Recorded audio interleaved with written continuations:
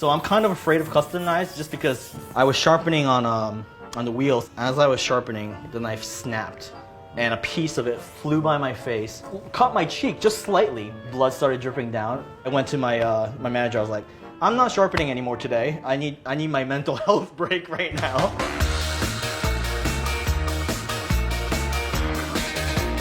Hello, my name is Vincent and we're here at Korean Japanese Trading, and today we're going to be doing some basic knife sharpening. We're going to be using water stones or whetstones. This is the way that knives have been sharpened in Japan for many, many years, and it's become a very popular way of sharpening in the culinary industry around the world. A stone is grinding metal off to create a new edge, whereas a honing steel is used to realign your edge and provide a temporary fix. And I just want to go through the different water stones that are available. So the first group are what I consider medium stones. Now medium stones range from around 800 grit to 2000 grit. I think the 1000 is the best all-around stone. If you have a good knife, it's really recommended to get a good quality stone that matches your knife. We're going to soak these stones in water for about 15 to 20 minutes prior to use.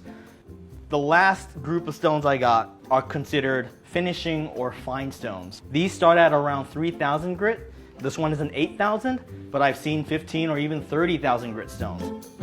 So now that we got through all the stones, we can go ahead and start talking about knife sharpening. So the first thing that's very important is to make sure you know what kind of knife you're going to be sharpening. Specifically, you want to know the ratio of the bevels. I have a Japanese style chef knife that's sharpened at a 70:30 ratio, and I'm right-handed. So holding the knife, my outer edge, or my right side facing down, is the dominant side. That's the side I'm going to sharpen more.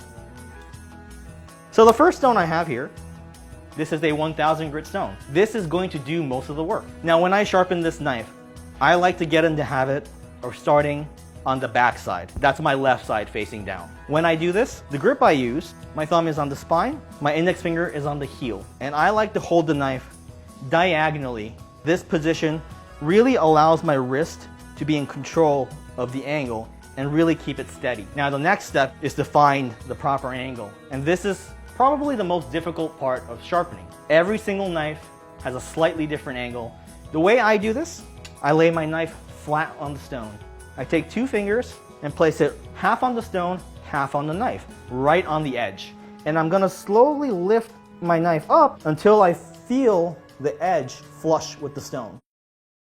But I do have a little trick that makes it a little bit easier. I take 3 pennies, stack them up, and place it on the stone. Lay the spine of the knife onto those 3 pennies. Now my edge is flush with the stone. This 3 pennies is acting as a perfect guideline. Now that we found the proper angle and you know how to hold the knife, we can start sharpening. So I'm gonna place 2 fingers right on the tip and press firmly as I pull straight down. Let go of pressure as I go up. Then I move my fingers slightly over and I work my way down in sections and apply the same amount of pressure in each little sections. Now I'm going to repeat this process several times on the back side.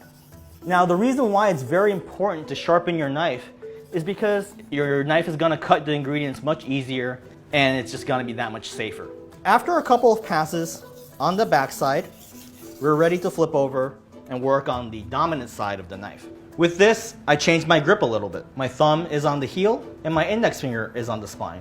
Now just like before, I'm gonna hold the knife right around a 4 o'clock position and use my left fingers to feel for that proper angle. We're working on the dominant side of this knife. If we wanted to use the penny trick, what we're gonna do differently is use 2 pennies rather than the 3 pennies.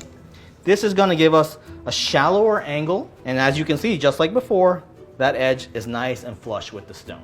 I'm gonna start by sharpening the tip and working my way down. However, this time, the edge is facing me. So there's one thing I'm gonna do differently. Place 2 fingers right on the tip and press firmly as I push straight up. Let go when I come down and repeat. Then move my fingers slightly over, and just like before, I'm working my way down the knife in sections. Now we're working on the dominant side of this knife, which means we're gonna work on the side a lot longer. And eventually there comes a point where that edge will fold over and cause a ridge, or what we call a burr, to form. The whole point of this sharpening is to get a burr evenly from the heel all the way to the tip. When you're using a water stone, you're gonna start to see this mud or sediment build up.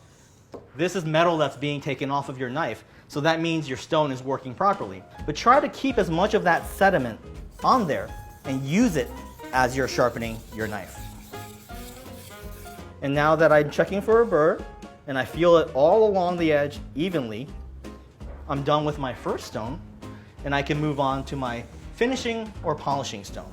I don't have them soaking, I actually have them dry. Finishing stones can be a little bit more delicate. If you leave them in water for too long, they can actually crack. As I'm sharpening, I'm just constantly adding water. But once I'm done, I'm gonna make sure I pat it dry and set it aside to air dry fully before I put it away.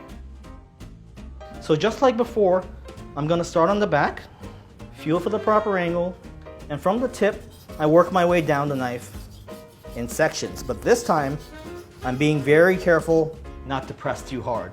And even though I'm not pressing very hard at all, you can see all this sediment starting to build up, which means the stone is doing all the work. And this is actually going to refine the edge, make it smoother, make it sharper. Same thing on the other side, and work from the tip all the way down in sections to the heel. Now, when you're using a polishing or finishing stone, the longer you work on the stone, the more reflective and polished that edge will become. Just along the edge, it's gonna look almost like a mirror finish. For me, that usually takes maybe 5 or 10 minutes. Now, once you're happy with the polish on your knife, you've made sure that there's no burrs remaining, we're gonna take a piece of paper and test the knife. There's very little resistance as I push the knife through. Make sure you test the whole length of your knife. So you always wanna start at the heel, all the way to that tip. If there's a dull spot, this paper is gonna drag. If there's any chips or burrs remaining, it's just gonna snag. The thinner the paper, the better of a test it is for your knife. Challenge yourself, use thinner paper, and if you can cut through that, your knife is gonna be pristine. Now, the last thing I wanna get into is this little guy right here. This is called a stone fixer.